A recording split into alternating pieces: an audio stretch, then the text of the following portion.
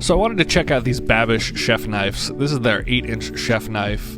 Everyone on the internet has been talking about how good and sharp they are, so I wanted to put it up against my 8-inch chef knife, which was around $130, and this is $18. So let's see, how does it compare?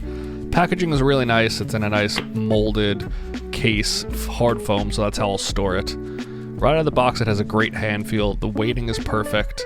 It is definitely sharp. I can feel it just by touching the bottom of it.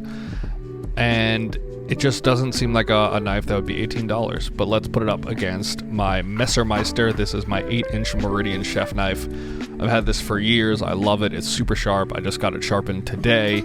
So let's see how they go up against each other. This one cuts like butter. Always going through the paper test. That's how I test the sharpness. Some people do vegetables and fruits, which I'll do shortly. But there, the Babish one looks just as good. It's cutting through effortlessly. I don't feel like getting snagged anywhere on the blade, so it is a continuously cut blade. There's no nicks from poor sharpening. Handles, I do like the rounded part of the Babish one really well. It does feel great in the hand. The Messermeister is a little more oblong shaped. Let's test it out on a shallot and see how it cuts some vegetables.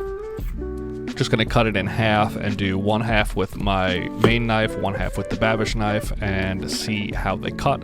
Spoiler alert, as you can see, my technique with cutting is very bad here, and I do cut myself, so don't replicate how I just did that. I know I'm working on the rolled finger thing, but this, it's cutting incredibly well. For a knife right out of the box, I know it should be factory sharp, yes, but I've gotten brand new knives that are much duller than this. It's cutting as well as my other knife, which you'll see in a second, and that is a brand new sharpened professional knife by a professional sharpener.